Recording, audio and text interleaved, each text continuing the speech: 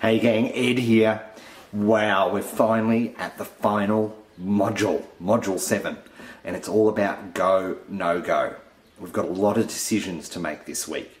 And I suppose what I wanted to do in this video is just give you a little bit of a mindset about how to make those decisions. Because typically, the way we make decisions is usually based on emotion, gut feel, and not on fact. And we've done all of this work so we can make decisions based on numbers and having the right amount of numbers over the right period of time. But the great news this week is, regardless of what those numbers tell you, you have so many options. You could sell your site if it hasn't worked for you. A whole bunch of people already in the challenge have got new jobs out of what they've learnt in the challenge, which is awesome. You know, there are so many things, and of course, going on with your niche. You found a niche that works and going on with it. There are so many different options. There are so many outs. There's no failure in the challenge this year, which is wonderful. And a lot of people have said, well, Ed, it's taken 7 modules. You know, is it going to take us this long every time we want to test a market? No, absolutely not. Once you've learned the process, you can actually find that you can do the bulk of the process with a lot of practice, probably inside a week. But the important thing is that you've made it, and you've made it here. So as we talk about the numbers and the decisions, remember to let the numbers talk. Don't pass a personal judgment. And regardless of the result, it's not a personal indictment on you. It's just a no is as an important outcome as a yes.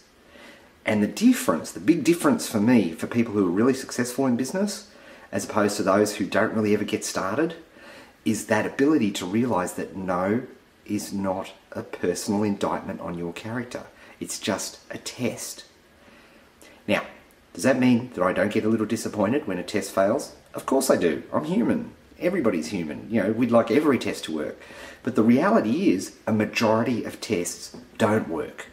That's the facts. And our ability to realize that if the majority of the tests don't work, then the ones that do will work really well.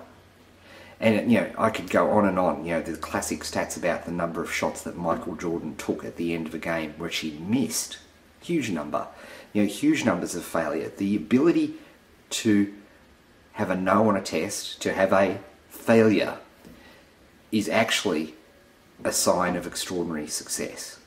Your ability to deal with that and move on and do the next test is the absolute, I think, key indicator of whether somebody's going to be successful or not. And so and the beauty of this here is, it's not like in past years we've had to really sort of say, oh well, just push that site aside and, you know, and let's move on to another one. And you get no return for all that effort. But now we've got the amazing site called Flippa, which allows us to sell the site. And because of the way you've constructed the site, and as you followed along with the module, we've built the site automatically in with a whole bunch of value so that you'll get a return when you go to sell that site.